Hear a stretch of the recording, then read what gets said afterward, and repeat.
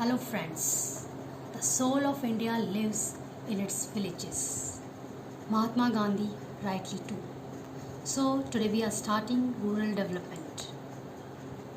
Mahatma Gandhi once said that rural progress of India did not mean simply the growth and expansion of industrial and urban areas, but development of the villages.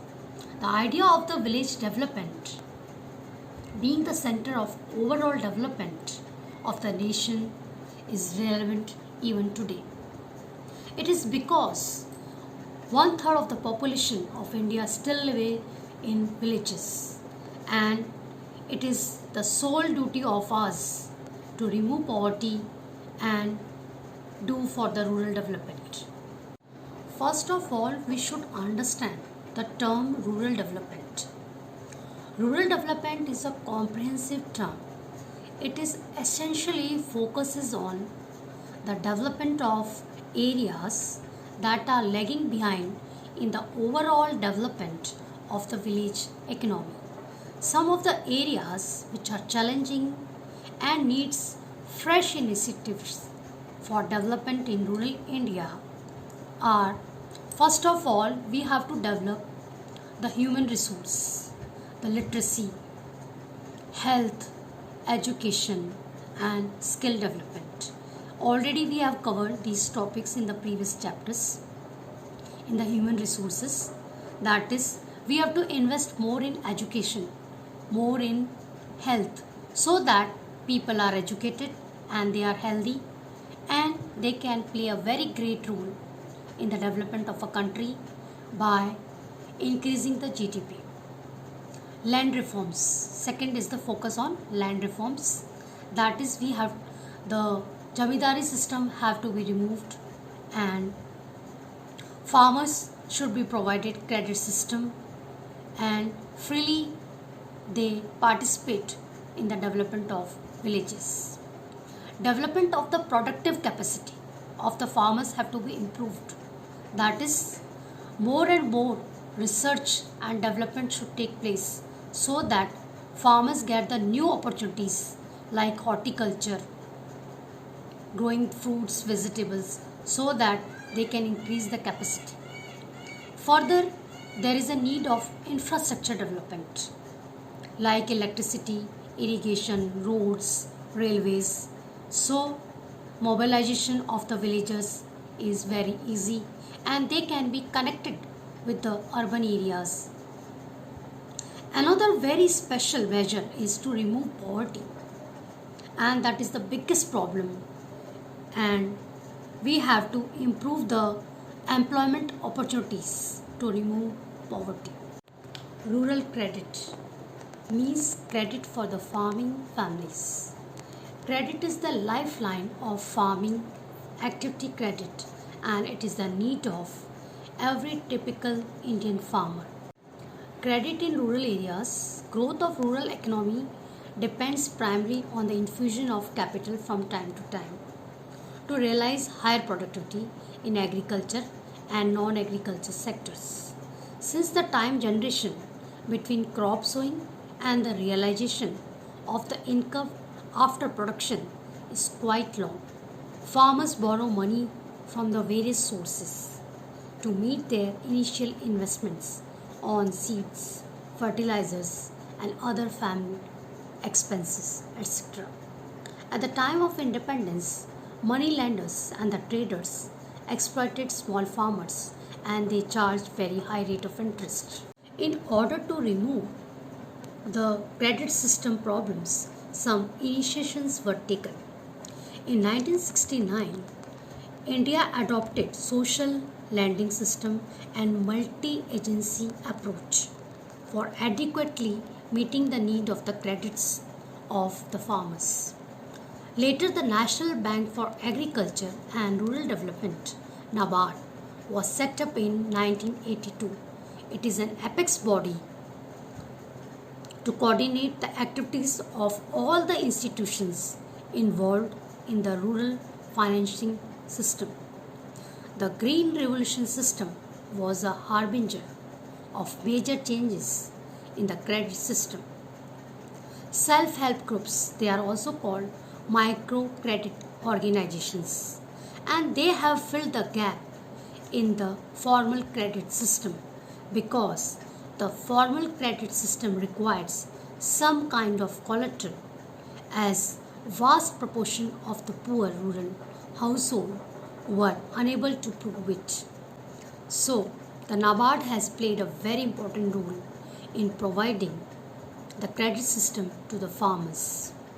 So, today you can see rural cooperatives, rural banks, and your seniors have already visited nearby villages, and I will show you all, I will give you on the description box all the details.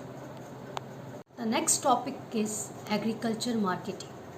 It includes all the activities or processes which help a farmer in getting maximum price of his produce. Among others, these processes include assembling, packaging, grading, storage, transportation, and distribution across the country. There were some limitations of this agriculture market system. Prior to independence, farmers were selling their product to traders and suffered from faulty weighting and manipulations of their accounts. Farmers who did not have their required information on the prices that were prevailing in the market were forced to sell their food grains at a lower prices. They also did not have proper storage facilities to keep their produce for selling in the market and get better price. Four measures that were taken to improve agricultural marketing system. The first step was regulation of the market and to create orderly and transparent conditions. Second component was provision of infrastructure facilities like roads, railways, warehouses, godowns, cold storage, and processing units. Cooperative marketing is realizing fair prices for the farmers' products, and the third aspect of the government initiative. The fourth element was providing minimum support prices to the product, maintain the buffer stock of the wheat, rice by the FCI, that is Food Corporation of India, and distribute the food grains and sugar through public distribution systems. Diversification into productive activities. First of all, we should understand what is diversification. Diversification includes two aspects. One relates to change in cropping pattern and the other relates to shift of workforce from agriculture to other allied activities.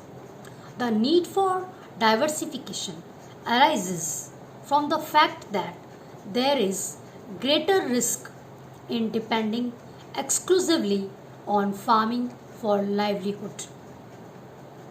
Diversification towards new areas is necessary not only to reduce the risk from agriculture sector but also to provide productive, sustainable livelihood options to rural people. As agriculture is already overcrowded, a major portion of the increasing labor force needs to find alternate employment opportunities in other non-farm sectors. Non-farm economy has several segments in it. Some possesses dynamic linkages that permit healthy growth, and while others are subsistence low productivity propositions. The dynamic subsectors include agro-processing industries, leather industries, tourism, processing industries, etc. Some sectors have the potential but seriously lacking in infrastructure and other support, including traditional home-based industries like pottery, crafts, handlooms, etc. Thus, majority of the rural women find employment in agriculture while men looks for the non-farm employment. Diversification of agriculture into other productive activities. Some more examples can be illustrated. Biofortified crops, nutrition library, kitchen gardens, school gardens, fish pond, nutrition, etc. Now we are going to discuss some of the non-farm areas of production activity. Under this, first is animal husbandry. It is an important area of employment opportunities which is different from crop farming. It is not as a supplement income. It helps in increasing of livestock, farming and in other areas. It is an important source of employment for women. Operation Flood, which is also called White Revolution, launched in 1970s. It is a system whereby all the farmers can pull their milk produced according to the different grading systems according to the quality, and the same is processed and marketed to urban centers through cooperatives. So you should know who is the architect of this Operation Flood. Vergis Kurian was known as the father of White Revolution in India, and he was the social entrepreneur, and his buzzword billion liter idea is very famous, and that is very helpful for the rural development and Indian progress. In order to understand White Revolution, I am sending you a video on a dairy so that you can understand the working of a dairy and how these products of dairy are reaching to you, like your butter, ice creams, cold milk, etc. And you will really enjoy the taste of India. You must have understood. The world famous is Amul. The second concept is fisheries, which is another non-farm activity. Kerala, Maharashtra, Gujarat, Tamil Nadu are the principal states for fisheries. Water bodies are mother and provider for fisheries. This sector contributes merely 0.8 of percentage of GDP. A large share of the fish workers' families are very poor due to the following reasons: unemployment, high rate of illiteracy, as an indebtedness, low per capita income, and lack of storage facilities. The third non-farm activity that we are going to discuss is horticulture. Horticulture crops include fruits, vegetables, flowers, species, medicinal plants, etc. Horticulture sector contributes nearly one-third of the value of agriculture output and 6% of the GDP of India. India has emerged as the world leader in producing variety of fruits like mangoes, bananas, coconuts, cashew nuts, and number of spices, and is the second largest producer of fruits and vegetables. Problem faced in the growth of horticulture includes power shortage, lack of linkages between rural areas and urban areas, and lack of processing units. Other alternate livelihood options. The IT has revolutionized many sectors in the Indian economy.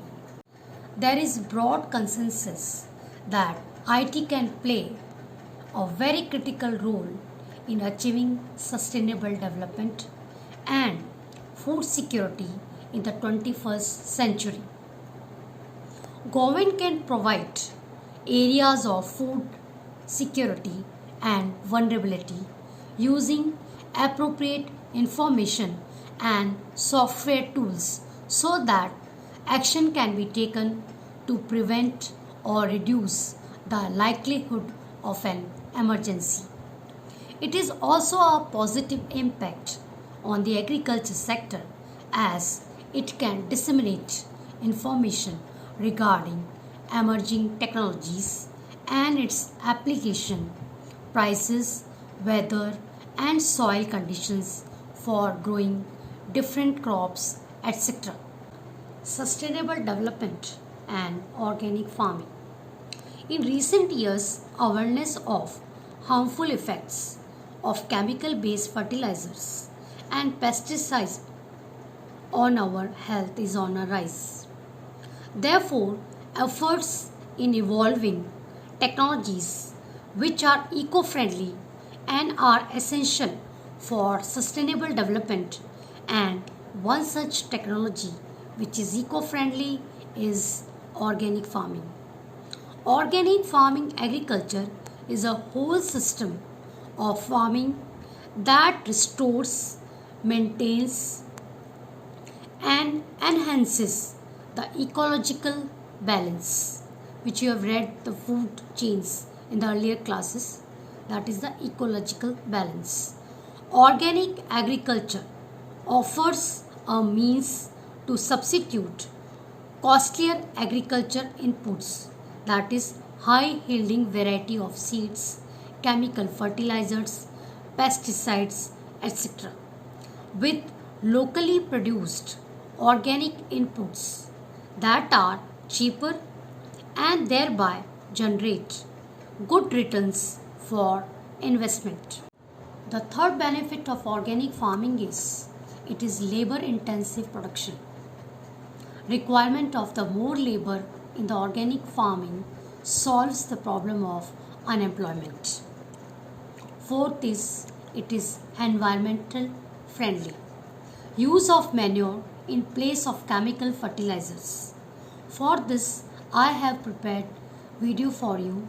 So learning while doing, you can do lot of experiments, and within home from your kitchen waste you can prepare organic farming, like from tea, from your peels of the vegetables.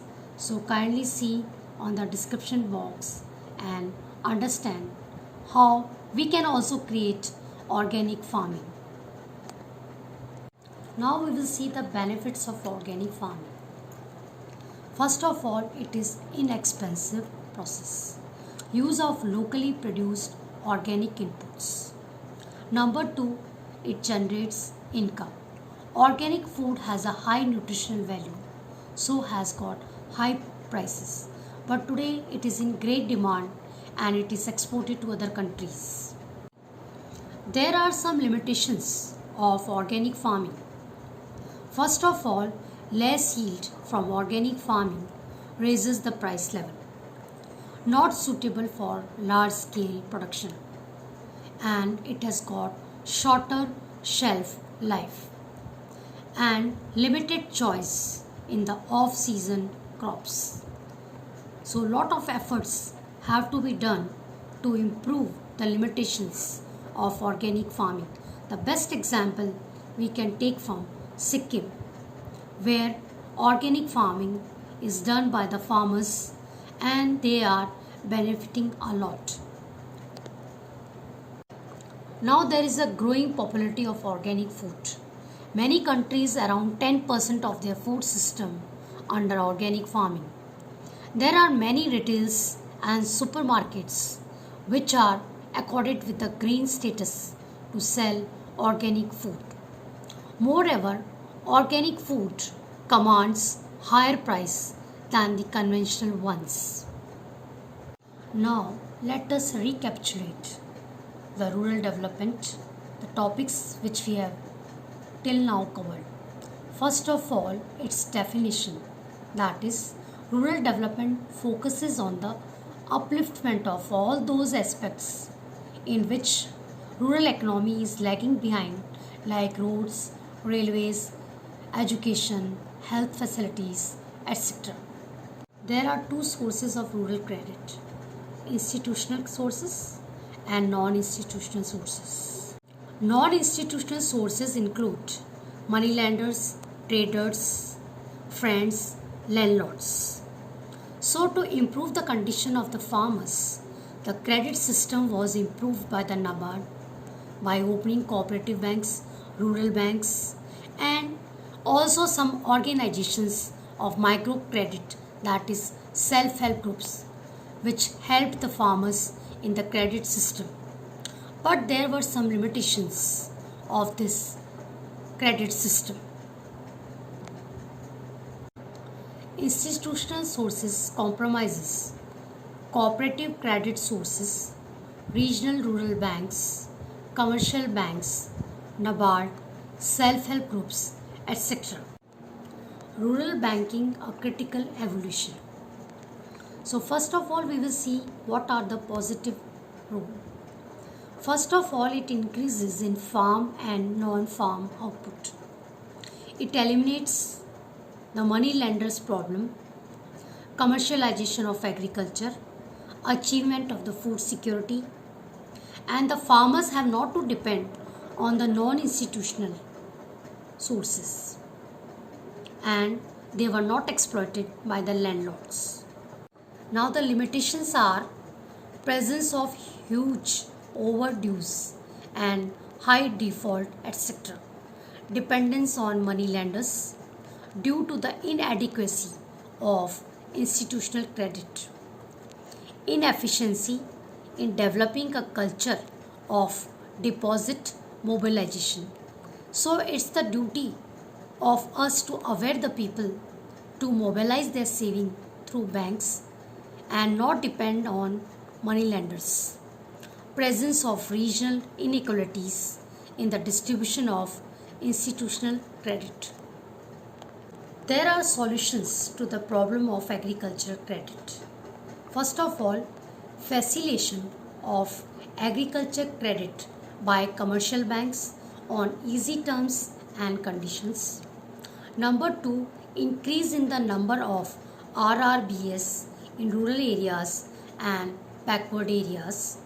Strengthening of cooperative credit societies. Development of a mechanism for the recovery of agricultural loans. Just like smart city concept, smart villages initiative has also taken place for sustainable development and revitalization for Indian villages, and some schemes I am going to discuss which are going to make development for the villages. Let us review the policies launched for rural development by the government.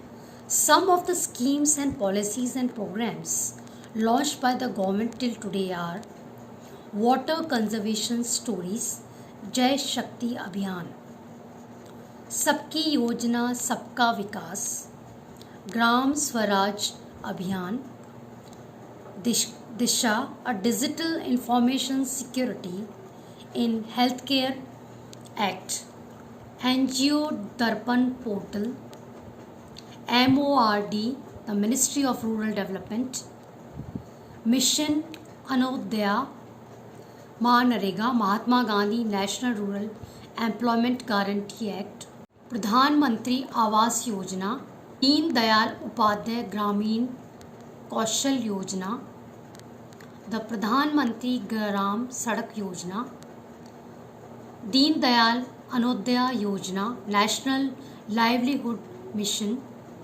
the National Social Assistance Program, the National Rural Urban Mission, Sansad Adarsh Gram Yojana, Diksha Training Portal, National Digital Infrastructure. Now we can sum. It is clear that until and unless some spectacular changes occur, the rural sector might continue to remain backward. There is a greater need today to make rural areas more vibrant through diversification into dairying, poultry, fisheries, vegetables and fruits, and linking up the rural production activities with the urban and foreign. That is, we have to increase our exports to realize higher returns for the investment for the products. Also, infrastructure facilities and also credit and marketing, farmer friendly agriculture policies, and a constant appraisal and dialogue between farmers groups and state agricultural departments are essential to realize the full potential of this sector. Now, after revising this rural development chapter, you can also prepare a project report on this, and you can add the success stories or the best practices followed by the villagers for their rural development. And this is how you will speed up learning by doing. Not only you will be aware, but you will also get aware to the other farmers.